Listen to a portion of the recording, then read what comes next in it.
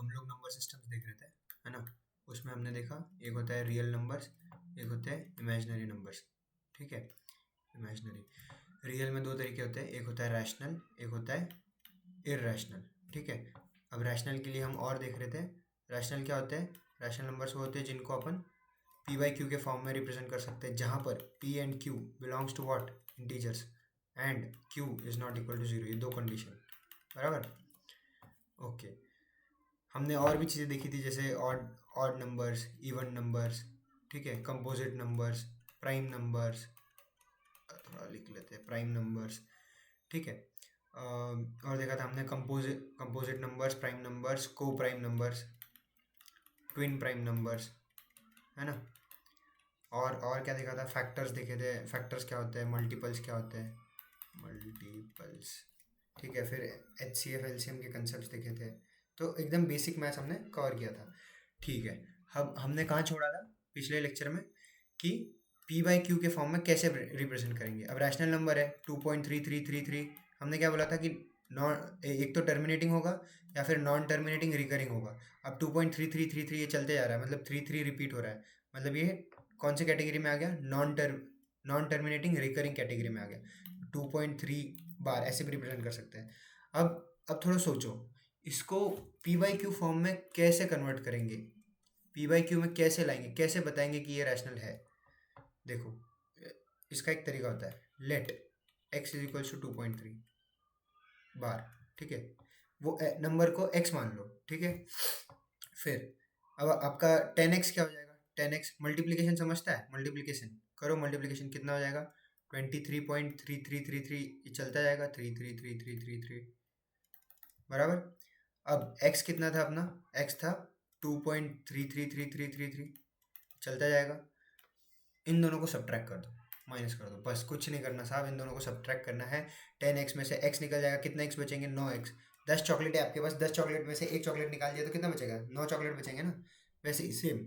अब सॉरी, ये division decimal का सब्ट्रैक्शन तो आता ही होगा, डेसिमल का सब्ट्रैक्शन तो आता ही होगा ना।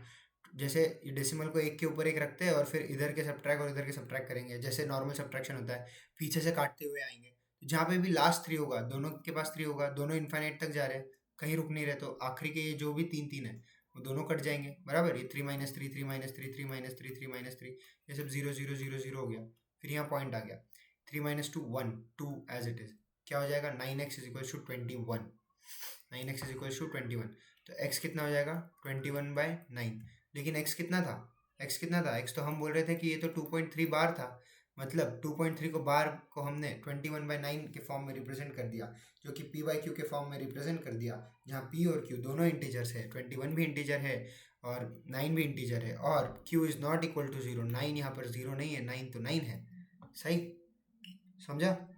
ओके, चलो और एक एग्जांपल देखते हैं। ऐसे मान लो 2.316 बार है, 316 पूरे पे बार है। अब वीडियो पॉज करो, सोचो और फिर सॉल्व करना। ठीक है, बिल्कुल गड़बड़ नहीं है, अपने को एकदम प्यार से जाएंगे। ठीक है, इसको कैसे करेंगे? देखो 3 नंबर है, 3 नंबर रिपीट हो रहे हैं। अगर 3 नंबर रिपीट हो रहे हैं तो यहाँ पे वापस 316, यहाँ पे वापस 316 आएगा, बराबर। तो इसको 3 बार मल्टीप्लाई करना, मतलब 3 बार मल्टीप्लाई मतलब 3 बार शिफ्ट करना पड़ेगा डेसिमल को, तब जाके हम ये 316 को कैंसिल आउट कर पाएंगे, बराबर। सोचो ना, हमें क्या करना है? कैंसिल आउट करना है, ताकि हम बराबर से फ्रैक्शन में या पी बाई क्यू के फॉर्म में रिप्रेजेंट कर सके।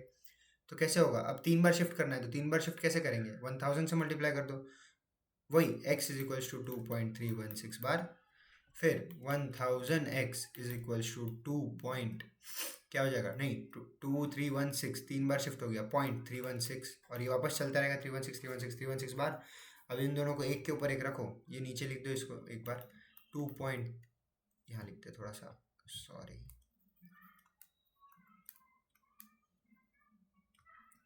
ओके, यहाँ लिखते हैं 2, इसको क्या हो गया? 2.316 बार, ये चलता रहेगा। अब इन दोनों को सब्ट्रैक्ट करो, 1000 में से एक x, 1000x में से एक x चला जाएगा, कितना बचेगा? 999x बचेगा ना। नॉर्मल सब्ट्रैक्शन ये तो आना ही चाहिए। अब करो, ये पीछे के 316 जो भी चलते रहेंगे चलते रहेंगे, ये दोनों ही कैंसिल आउट हो जाएंगे। क्या बचेगा नीचे? 6 माइनस 2 4, इधर के 0.00 हो गए सारे, 6 माइनस 2 4 1 3 2 एज इट इज। तो ये क्या हो गया? x इज इक्वल्स टू क्या? x is equals to 2314/999। सही। ओके, और एक क्वेश्चन करते हैं, ठीक है। ध्यान दो, समझो बात को, बहुत आसान है, बहुत आसान है। 2.3162 सिर्फ 62 पे बार है। अब थोड़ा सोचो, अब इसको कैसे करेंगे। वीडियो पॉज करो बिल्कुल आराम से, और आराम से सॉल्व करो, कोई घाई नहीं है। ये जब तक जमेगा नहीं तो फिर मतलब क्या, है ना।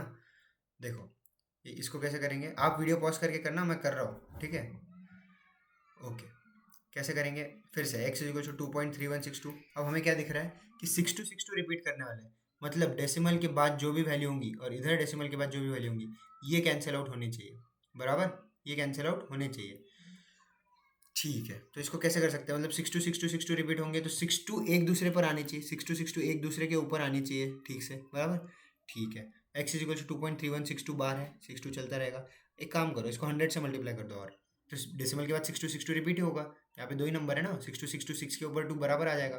देखो कैसे, मैं बताता हूँ। जैसे 100x कर देंगे तो क्या हो जाएगा, 231.62 बार, बराबर।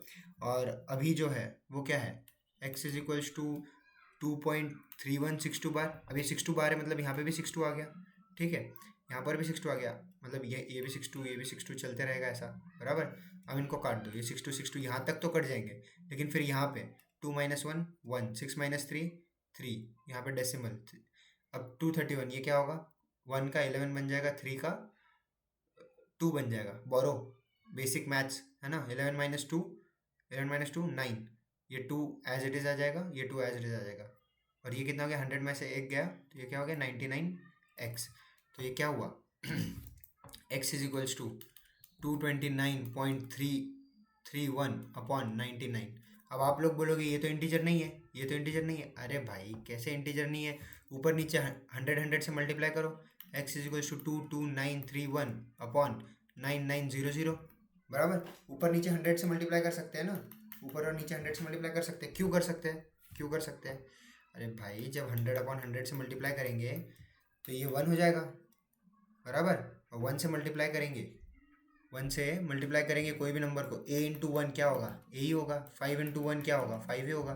तो बस इसीलिए ऊपर नीचे दोनों 100 से मल्टीप्लाई करेंगे तो ये ऐसा बन जाएगा, ठीक है। अच्छा, इसको और एक तरीका था। अब आप लोग बोलोगे कि ये तो 6 to 6 ओवरलैप नहीं हो रहा था, तो कैसे हम कैसे सोचेंगे इतना, ये वो, कुछ नहीं सोचना। अगर ये नहीं जम रहा ना, और एक तरीका बताता हूँ। जैसे वो नंबर था 2.3162 का बार, राइट, 2.3162 का बार। एक काम करो, एक को 100 बार ले लो, एक को 10,000 टाइम्स ले लो, तो 10,000 टाइम्स ले लेंगे, 10,000 टाइम्स ले लेंगे। ये नंबर x है, इसको 10,000 टाइम्स ले लेंगे तो ये क्या हो जाएगा, 23162.62 का बार हो जाएगा। इसको फिर 100 टाइम्स ले लेंगे, 100x, तो ये क्या हो जाएगा, क्या हो जाएगा, 231.62 बार हो जाएगा, बराबर।